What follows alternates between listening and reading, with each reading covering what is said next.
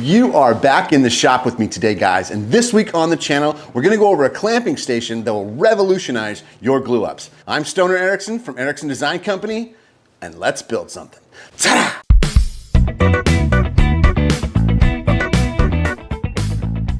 This, my dusty friends, is a pneumatic clamping board, also known as a Ritter board. I've had it for about 3 years. I absolutely love it. It makes glue up so much easier and so much fun. So first, let me show you how I use it in a practical situation. So I have these 2x8 offcuts I use for another project, and I'm just going to do a simple glue up on the Ritter board. I'm going to cut them down to 24 inches using my little flip out table that I got from the Fix This Build That Guy's channel. I'll set my guide to that 24 inches, and that way I can cut them all the same size. This is a quick, easy way for me to get everything matched up perfectly. In my scrap pile over here, I have these offcuts from some walnut moldings I made last year, so I'll find something that will fit within that parameters. I'll turn on the dust collection, then I'm going to set it up so that I can cut my little sliver piece about 1/8 of an inch wide. That way I can have a 1/16 inch hangout on each side, and I can plane that off on the end after the glue up. I'll zip it through the saw using a push stick. Remember, safety first on these guys. I'll move back over to the chop saw, and since I left that fence right there set up, I can easily nip off the end. Now I have a little relief cut on my fence, so I kind of had to tip it up on its side to get them all the same size. But now that all of my glue up pieces are the same size, I'm going to move over to the joiner, and I'm going to run it through the joiner 2 or 3 times to get a really nice square edge. This is construction grade lumber, so it's always a little wonky, but I'll kind of test it on the Ritter board, make sure it's nice and straight, and then I'll zip the other ones through. I love this joiner. It's a rigid 6/8 joiner. I'm going to do a review on it. I'm also going to show you how to change the blades on it. Now, going back over to the table saw, I'm going to take the jointed edge and I'm going to cut off the round over from the factory. So I'll slide it through nice and easy. I'll move the saw over a little bit and just zip it off so I have a really straight edge to glue up against.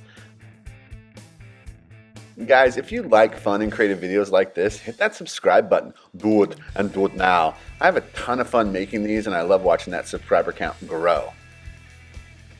Once I've got them all ran through, I'm actually going to nip off about 1/4 of an inch more. That way I have 2 pieces of the walnut and then the 1 piece, so I'll make like a little stripe going down the center for my glue up. Pushing down and in towards the fence and going at a nice smooth rate won't leave me any saw marks or chop marks, so that my glue up will be really straight and really smooth. I'll kind of stack it all up and make 2 different piles. I'm doing 2 of these boards. Next, moving over to the Ritter board, I'll just do a temporary layout and mark on my Ritter board where the parameters of the actual glue up is going to be. I have this really cool wax paper roll on the side. I'll pull some off, cut it, so that way my glue up does not stick to my Ritter board. Now I use paste wax on the Ritter board. Sometimes I don't use this wax paper. The paste wax has never been glued to my actual Ritter board. I'll liberally spread the glue, more glue than not.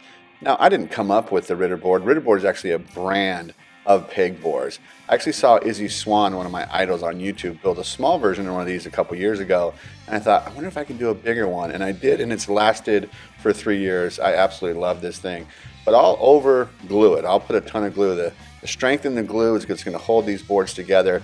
Then I'll take this little block and I'll slide it to the right here, and I'll make it nice and straight against that block. I'll plug in my air compressor to the top pneumatic clamps, move my clamps where they're appropriately spaced away. I'll hit the switch just to make sure everything's lining up correctly. Then I'll take these blocks. I've got blue tape on one side and paste wax, that way it won't stick to the glue. Now I'm going to run these right over where my glue up is going to be. That way it kind of holds it in, just an extra precaution to make sure that everything stays where I want it to stay. Then I'll just hit the lever, watch the glue squeeze out. Oh man, this thing is super duper cool. I'll grab a damp rag and I'll wipe up all the glue. You can see that glue squeeze out nice and even across the board. Now I could just leave it like this, but what I'm going to do here is I'm going to show you how I can not use the pneumatic clamps and I can just use wedges. So I'll take some scrap wood and some wedges and I'll firmly push it down. When I hit the clamp, it'll give me a little bit more room. Now I'll take a mallet sometimes and hammer these in, and this wedge system will really clamp it down I'll grab a little hammer and a block and I'll tap it right in to make sure everything's seated up really nicely. This is such a cool system, guys. So here's how I do it just with the wedges without the pneumatic clamps. But leave me a comment if this is something you would put in your shop, how you would use it, what you would use it for. Plus everything I use on this Ritter board, the pneumatic clamps, all the little switches, they'll be linked in the description below. That way if you want to build one of these, you know right where to go to find it. I'll clean up what little glue squeeze out I had left, and then I'm going to let this set for about an hour or 2 hours, and it should be good to go. Now I have my air compressor in the attic, so I have this little relay switch down here. You can see how I built this in one of my videos. But that way I can turn it on from down here. It keeps the noise down, it's upstairs, it doesn't bother the neighbors, doesn't bother me, and we can talk at a reasonable level. But this is one of the reasons I love this freaking setup is now I'm set up to do multiples of these. I just pull my clamps, pull out my little blocks. This has been drying for about an hour. I pull off my little holding clamps, pop those guys off, pop these guys off, and this is why I use the wax paper, is because then that's my glue cleanup. I can take that over to my main workbench. I have a real nice glue up, and I can clean up that glue before it sets up. This will keep it nice and wet. Now I can just redo the whole setup. It's already all set up where I need it to go. So I'll pull my wax paper, slide it across to where I need it, cut it off, line it up where I think it needs to go, set my first piece, do my glue up. I love this glue bottle. It really saves a lot of time and is really mess free. And I'm able to buy glue on a larger scale, like a gallon or two of glue. It's a lot cheaper, and then I just refill this bottle. It's so satisfying to hear this clamp click. I love that sound. I'll go ahead and throw the wedges on the end of this one since I've already set up for it. And we are rocking and rolling. It's just like a little assembly line from here. If I'm doing multiples of these, like say I'm doing, let's say, seats for farmhouse chairs or cabinet doors. You know, most cabinet doors are 16 inches high, 22 inches long. You know, that's for an 18-inch base cabinet. Anything smaller than that will be smaller. But I can just kind of set that up for this, clamp it, set it, forget it, walk away, do something else. Now this machine is doing something for me, and I get to have my hands free and accomplish something else. It makes for great workflow in the shop, for me at least. I freaking love this thing. Let me show you how it's kind of built. I started with a 3/4 inch piece of plywood and I cut it to my 36 by 23. Then I laid a grid across it and took a Forstner bit and drilled my holes on that grid. Would I drill them so close to the bottom or the top? No. I wouldn't do that again if I was to remake it.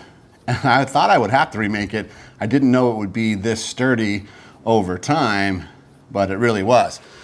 Then I took the offcuts of this piece of plywood, I doubled it up and screwed it together, and then I cut a 45-degree angle along it. Now I can flip that over and run one in the center and one on the end. The most important thing is this angle. When I attach the actual bottom fence to make it square, I've got to attach it directly to the Ritter board. Then I take the Ritter board, this is the frame, I ran a French cleat up the top of it so it could just sit down right over top of that, latch on, and then I put this on top of there. I added a pencil sharpener to the end, I added my pneumatic clamps up here, and boom, we had ourselves a Ritter board. So cool, so fun. Now it's important that I attach this bottom rail to the actual Ritter board so I can maintain that 90 degrees. Now, do you need the pneumatic clamps? No, you can use the blocks and the wedges. It'll work just fine. I like them. I think they're super cool. Because I have my air compressor up in the attic, I run it over here. It gives me a super powerful hold. You know, these are about 150 pounds per side, so that's 300 pounds of pressure coming together. And you know, the rest of my clamp storage, my bar clamps and all of my stuff's up here. So this is my clamping zone. I know where everything's at. I use this for breadboards, door styles, chair styles, seats, anything I need to glue up or make that will fit in this parameter, I use these. Anything that's larger than that, I use my bar clamps. Also having my joiner here, if I'm doing a quick glue up for a breadboard or just gluing some pieces of maple together, you know, I can run it through the joiner, flip it right up on it, clamp it up and walk away and come back, and I've just grown wood larger by clamping it up and gluing it together. And with the flick of a switch, I've got my glue up done and it's ready to come out. Now here's one that I did out of all my scrap offcuts. This is what I love about this. All this little scrap I can make another board out of, and I just glue it up, set it, and forget it. Truly is one of my favorite things that I have in my shop. It was easy to build, it was fun to build, and I use it all the time. If you have any questions or comments about how I built it, hit me in the description below. I love to hear your comments and I'll totally comment back. Plus, hit that subscribe button. Do it, and do it now. Thanks for watching, guys. I'm Stoner Ericson from Ericson Design Company, and we built something. Ta-da!